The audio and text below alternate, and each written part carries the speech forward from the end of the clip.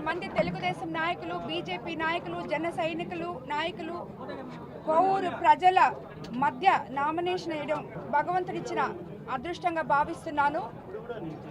అదేవిధంగా ఈరోజు ఈ అభిమానం చూస్తే కోవూరు విజయం ఖాయమని అనిపిస్తుంది. అలాగే కోవూరి అభివృద్ధి కూడా ఖాయమని చెప్పి అనిపిస్తుంది.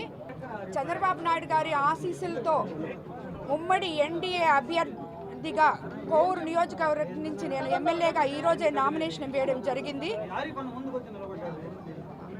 దానికి మీరందరూ ప్రజలు ఆశీస్సులు కావాలని, అదేవిధంగా సైకిల్ గుర్తు మీద ఓటు వేసి నన్ను గెలిపించాలని, ఎంపీగా వేమిరెడ్డి ప్రభాకర్ రెడ్డి గారిని కూడా గెలిపించాలని కోరుకుంటున్నాను. శాంతి కోవూరు కాన్స్టిట్యుయెన్సీ నామినేషన్ వేయడం జరిగింది. ఈరోజు ఈ జనము, అభిమానము ఇవన్నీ చూస్తుంటే కోవూరు నుంచి మనం ప్రశాంతి గెలిచినట్టే అనిపిస్తుంది. అది కాకుండా చంద్రబాబు నాయుడు గారు కూడా ఖచ్చితంగా ముఖ్యమంత్రి అయినట్టు ఈ రోజుతోటే అది కూడా మనమే డిక్లేర్ చేసుకోవచ్చు. ఎందుకంటే ఇంత స్పందన, అనూహ్య స్పందన, ఇది అనుకోని స్పందన ప్రతి దగ్గర కూడా ఇదే పరిస్థితిలో ఉంది. ఇంకా నామినేషన్ తర్వాత మీరు చూడండి ఎట్లా ఉంటుందో మన పరిస్థితులు కూడా. ఖచ్చితంగా మనం చంద్రబాబు నాయుడు గారిని ముఖ్యమంత్రి సీట్లో కూర్చోబెట్టేది ఖచ్చితం, జరగబోయేది కూడా అదేను.